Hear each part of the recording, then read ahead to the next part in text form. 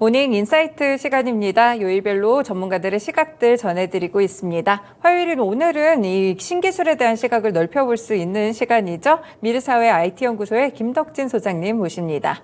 소장님 안녕하세요. 네, 안녕하세요. 반갑습니다. 네, 저희 이제 계속해서 이어서 지난주에 이어서 AI나 인공지능 관련된 이야기들 해보겠습니다. 네. 이제 인공지능 분야가 계속 진화를 좀 하고 있는데 이 구글이 이번에는 인공지능 조직을 통합했다고요? 네, 그러니까 구글에서요. 원래는 이제 두 개의 팀이 있어요. 구글 브레인이라고 하는 팀하고 네. 구글 딥마인드라고 하는 팀이 있거든요. 이 두 팀이 서로가 약간 경쟁하듯이 있었는데 이번에 두 팀을 구글 딥마인드라는 이름을 합쳤습니다. 네. 근데 이 합친 게 왜 중요하고 이렇게 되느냐? 우리가 딥마인드 하면 좀 떠오르시는 게 알파고라고 이제 네, 떠오를 거예요. 우리가 기억나요. 이제 네. 2014년 1월 5일에 이제 딥마인드를 구글이 인수를 했는데 하고 나서 이 팀에서 우리가 알고 있는 알파고를 만들었습니다. 그러다 보니까는 이 팀이 갖고 있는 파워랑 그 다음에 또 이제 기존에 있었던 연구 조직이 계속적으로 각자 움직였었는데 이 두 개를 이제 합치겠다라고 하는 얘기를 하는 거죠. 그리고 다음 달 10일 이제 구글의 개발자 컨퍼런스인 구글 I.O.가 이제 조만간 나올 것으로 이제 보이는데 네. 이때 이제 어떻게 보면 AI에 대해서 좀 여러 가지를 보여주려고 좀 하는 것 같고요.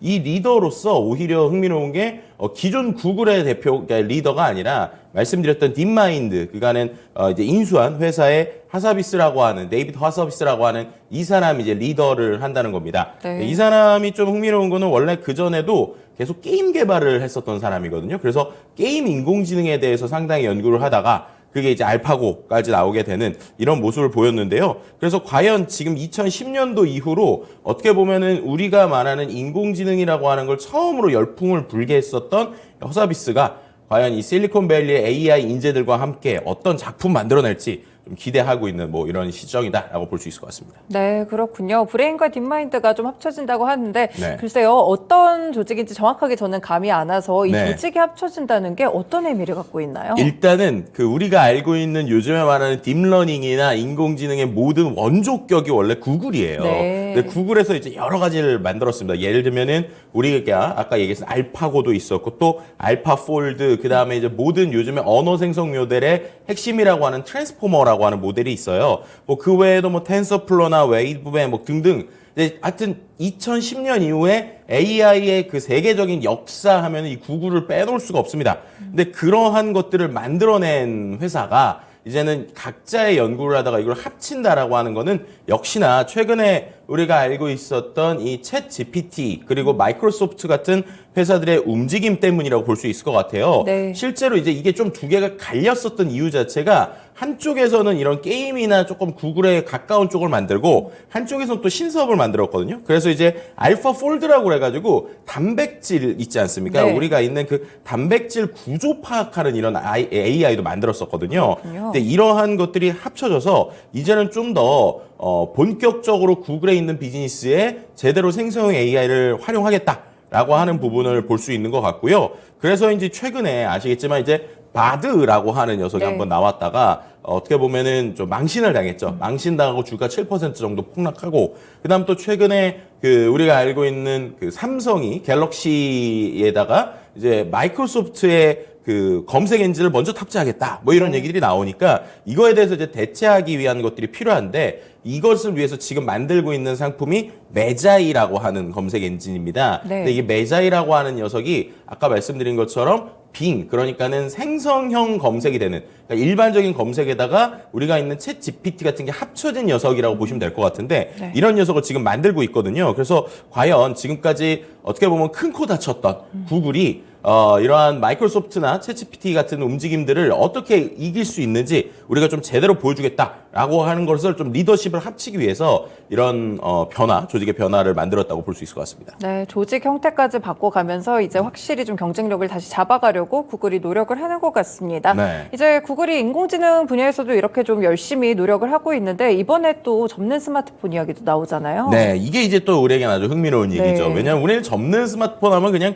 다 생각하는 게 이거 갤럭시, 그쵸. 그죠? 갤럭시 폴드를 생각을 하는데 드디어 이제 구글에서 접는 폰이 나온다라고 이제 얘기가 나오는 겁니다. 앞서서 말씀드렸던 대로 다음 달에 이제 구글 I/O라고 하는 개발자 행사를 할 것 같은데 그 개발자 행사에서 접는 폰, 그러니까 폴더블 폰을 공개할 가능성이 아주 높다라는 다양한 외신들이 나오고 있는 상황이에요. 그래서 네. 한 뭐 5월 10일경에 발표되는 거 아니냐 뭐 이런 얘기도 나오고 있고요. 출시가 뭐 6월 27일, 가격이 한 $1,799니까 거의 이제 우리가 알고 있는 갤럭시 이제 그 폴드 있지 않습니까? 네. 이거랑 거의 비슷한데 조금 싼 가격 정도? 네. 그 정도라고 보시면 될 것 같아요. 그래서 이게 과연 나오고 나서 어떻게 될 것이냐라는 거고, 실제로 이게 좀 어느 정도 예측이 가능성이 있는 게, 실제로 이것을 얘기한 존 프로서라고 하는 사람이 기존에도 뭐 아이패드에 대한 디자인, 뭐 픽셀 프로 출시일 같은 걸 어느 정도 이제 정확하게 예측을 했어요. 네. 그러니까 어느 정도 내부 정보통이 있는 것 같은데, 이런 사람이 얘기를 하다 보니까 많은 사람들이 기대하고 있다라고 볼 수 있을 것 같고요. 과연 구글이 내는 이제 폴드라고 하는 녀석이 과연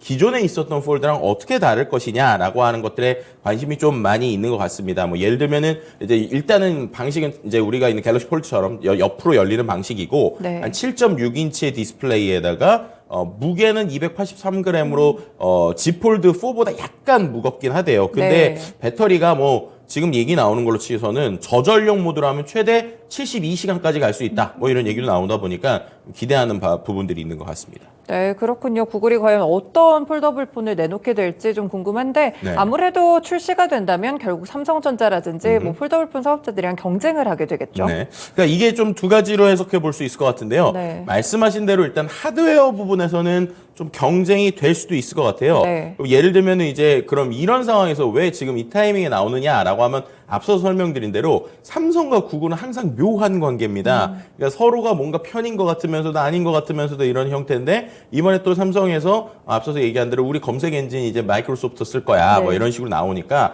구글 입장에서도 좀 새로운 무기가 필요하겠죠. 그런 타이밍에 그럼 우리가 폴더폰 출시하겠다라고 지금 나오고 있고요. 그래서 약간 닮은 꼴인 이 두 개가 과연 어떤 형태의 차이를 보일까에 대한 궁금증을 가져오게 됩니다. 근데 한편으로 생각해 보면 오히려 구글의 참전이 이 폴더블 시장 자체를 늘릴 수 있는 네. 아주 좋은 타이밍이라고 볼 수 있어요. 왜냐하면 우리가 여기서 생각해 봐야 될 게, 삼성이 하드웨어를 만들지만 네. 결국에는 안드로이드의 대부분의 소프트웨어 OS는 다 구글이 만들거든요. 그러다 보니까 지금은 전 세계적으로 폴더블 폰이 삼성이나 일부 중국 폰밖에 없다라고 하면 네. 그 안에 들어가는 OS, 그러니까 뭐 앱이 됐던 아니면 UI가 됐던 이런 것들이 다 폴더블 폰에 최적화됐다고 볼 수는 없어요. 네. 그러니까 우리가 알고 있는 일반적인 바 형태에 최적화되어 있는데, 결국 안드로이드를 만들고 운영하고 있는 구글이 폴더블 폰에 들어온다라고 하는 건 단순한 하드웨어가 아니라, 그렇다면 과연 그들이 이 접어지는 형태에 맞게 우리가 말하는 안드로이드를 어떤 식으로 바꿀 것이냐, 그리고 그 안에서 앱들도 이게 어떻게 개선될 것이냐라고 하는 관점에서 보면 오히려 삼성전자에게는 또 새로운 기회가 될 수 있는 것이죠. 네. 지금까지는 이것들은 삼성전자 혼자서 자기들이 이제 연합군처럼 만들고 본인들의 개발자나 아니면 개발팀 이제 다른 개발사들한테 우리가 이렇게 폴더블 만들 거니까 거기에 맞춰서 좀 앱 좀 만들어 주세요. 이러다 보니까 앱들이 뭐 많아도 이 폴더블에 최적화되어 있는 앱들은 생각보다 많이 없단 말이에요. 네. 그러니까 일반적인 바 형태랑 비슷한 게 나오는데, 구글이 이거를 만든다고 하면 제일 기대할 수 있는 건 아예 개발자 도구나 앱을 만들 때 이런 폴더블용으로 잘 만들 수 있는 개발자 도구들도 나올 수 있어요. 그럼 그렇게 되면 자연스럽게 자람들이 이 폴더블을 썼을 때 다양한 새로운 경험이 있구나 라고 하는 걸 자연스럽게 느낄 수 있겠죠. 그렇게 되면은 당연히 삼성 입장에서는 우리 혼자 시장을 열심히 키워갔는데 드디어 구글이 들어오네 라고 행복해질 수 있는 겁니다. 네. 그래서 이제 실제로 지금 한 80% 이상 폴더블의 점유율을 가지고 있는 삼성전자 입장에서는 경쟁 선수들이 늘어나면 오히려 좋을 수 있다라고 좀 얘기하는 부분이 있고요. 그런 면에서 뭐 이제 본인들이 장점이 있는 디자인이나 카메라 뭐 이런 부분들을 더 강조하는 이런 전략들로 이제 나올 것으로 보이게 됩니다. 네, 경쟁뿐 아니라 어떻게 보면 시장의 파이를 좀 더 먹거리를 넓힐 수 있는 그런 긍정적인 측면들도 있는 것 같습니다. 물론 이제 구글이 폴드를 만든다고 하더라도 디스플레이까지 직접 만들기는 그렇죠. 좀 어려울 것 같은데 네. 그럼 이걸 어디서 갖다 쓸까요? 그러니까 이게 이제 아까 말씀드렸던 또 이제 반사 이익 중에 하나라고 볼 수 있을 것 같은데, 네. 결국 지금 폴더블을 만들 수 있는 데는 삼성이죠. 그래서 그렇죠. 네. 삼성 디스플레이인 OLED가 아마도 공급될 것으로 보입니다. 그래서 이게 이제 삼성전자 입장에서는 위기이자 기회이고 확실한 건 삼성 디스플레이 입장에서는 완전 호재죠. 그래서 북미 스마트폰 업체에 이제 폴더블 디스플레이를 공급하는 이제 것이 되는 건데 이제 이렇게 되면 한국 또 중국에 이어서 미국 시장까지도 이 폴더블 디스플레이 OLED가 이제 진출하게 되니까 당연히 그 입장에서는 야 폴더블 산업 생태계가 커지게 되는구나라는 것들에 대한 이야기를 하는 것이죠. 네. 실제로 이제 또 이번에 제공해주는 이 삼성 디스플레이에서 나오는 게 아까 말씀드린 대로 이제 바깥으로 접는 아웃폴딩이 아니라 안으로 접는 인폴딩 방식이에요. 그러다 보니까는 당연히 이 스마트폰의 제일 큰 그 비율을 차지하는 디스플레이가 거의 비슷하니까 화면 보시는 것처럼 지금 예측되는 모습이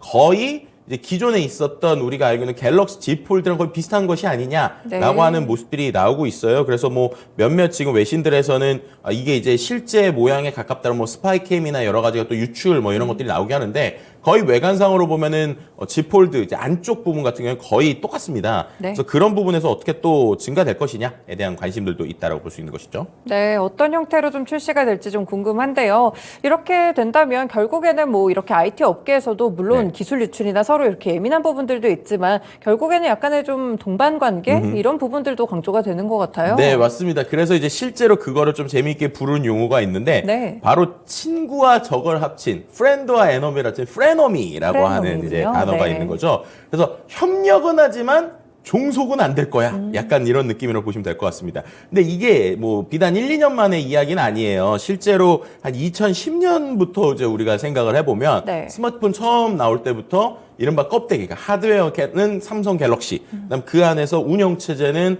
구글의 안드로이드, 뭐 이런 식의 형태들이 계속 나온다고 보시면 될 것 같은데, 뭐 실제로 2014년에 크로스 라이선스를 체결하기도 했죠. 네. 근데 그 상황에서 또 어떻게 보면은 삼성전자 입장에서는 우리가 언제까지 종속될 수 없어라고 하니까는 이제 여러 가지 시도를 했어요. 근데 그 중에 제일 대표적이었던 게 이제 자체 OS를 만들려고도 했었습니다. 뭐 바다라든지 타이젠이라든지 그래서 실제로 이런 것들을 출시했었던 스마트폰을 내기도 했었고요. 구글 입장에서도 언제까지 우리가 삼성전자의 기계만 바라볼 수 없어 라고 생각할 수 있는 거죠. 그러다 보니까 자체 스마트폰인 픽셀을 이제 출시하면서 계속적으로 연구하고 있습니다. 당연히 삼성전자 입장에서는 또 구글 말고 다른 데도 손을 내밀어야 되니까 네. 마이크로소프트와 전략적 이제 파트너십을 2019년에 맺어서 실제로 갤럭시를 쓰시는 분들한테 자세히 보시면 원드라이브, 마이크로소프트의 것들도 제공이 되거든요. 그래서 그런 형태들이 좀 나오고 있고요. 그 다음에 또 흥미로운 거는 이제 구글에서 이제 우리 스마트폰 말고도 워치도 할 거야. 그래서 이제 작년인가 이제 최초로 이제 워치들도 계속 이제 나오고 있는 상황으로 볼 수 있을 것 같습니다. 그리고 최근에 있는 움직임들 역시 좀 변화들이 있는데요. 결국에는 이런 식으로 영원한 친구도 영원한 적도 없는 어떨 땐 친구이고 어떨 땐 적인 프레너미라는 관계가 이 IT 업계에서도 이제 상당히 많아지고 있다. 뭐 이렇게 말씀드릴 수 있을 것 같습니다. 네, 프레너미라는 또 좋은 단어에 대해서 들어보면서 IT 업계에서 어떻게 또 생태계들이 돌아가는지 좀 조명해 볼 수 있었던 시간인 것 같습니다. 어쨌든 간 그래도 구글이 또 출시를 하게 된다면 삼성전자도 긴장은 해야 좀 될 것 같은데 네. 좀 일찍 내놓지 않을까요, 시장에? 예, 맞습니다. 실제로 그래서 그 다음 신형 지금 빨리 나오는 거 아니냐라는 얘기 나오고 있고요. 뭐 네. 갤 폴드 Z 플립 7월에 조기 등판하는 거 아니냐, 뭐 이런 얘기들 나오고 있는 상황이라고 볼 수 있을 것 같습니다. 네, 그렇군요. 그럼 삼성도 이제 좀 다음 모델을 일찍 공개를 하면서 조금은 빨리 좀 경쟁을 할 수 있지 않을까 이런 생각이 같이 들고 있습니다.